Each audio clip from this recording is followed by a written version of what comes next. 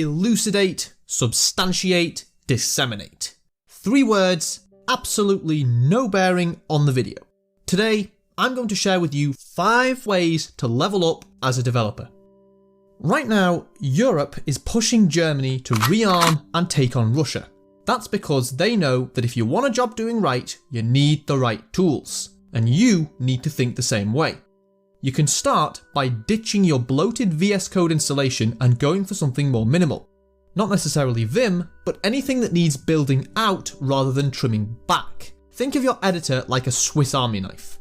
This one has more tools, but this one is more comfortable to use and has all the stuff you need.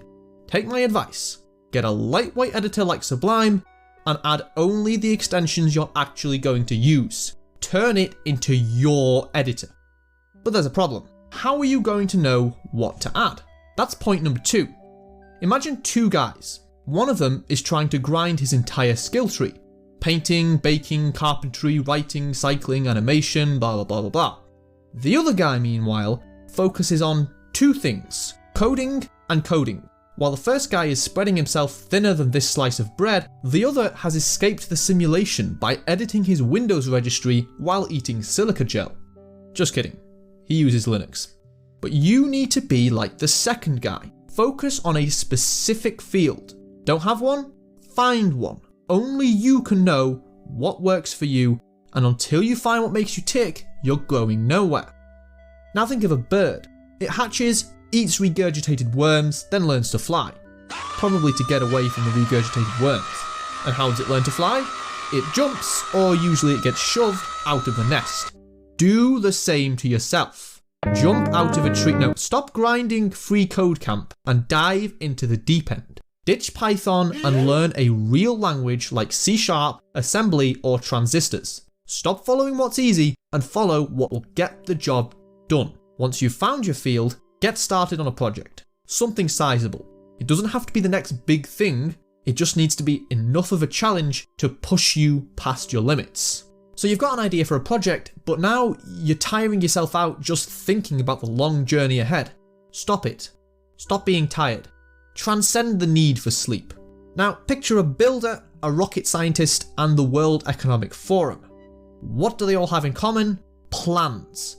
Detailed plans, and that's the secret. A good plan can turn a 6-month project into a 2-month project. Trust me, the greatest improvement I made in my programming journey was learning to respect the power of the pen and paper.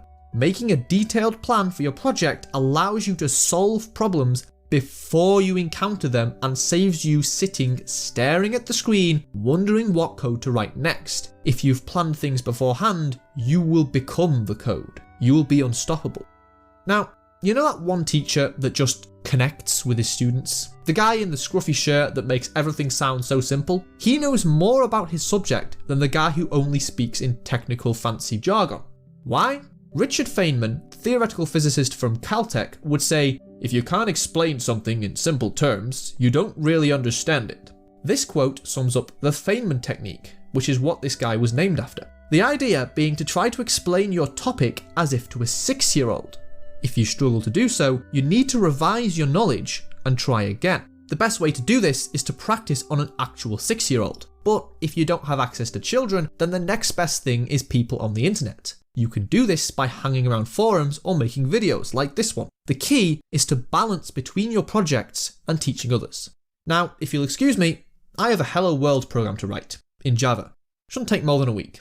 I'm definitely not a lizard. Signing off.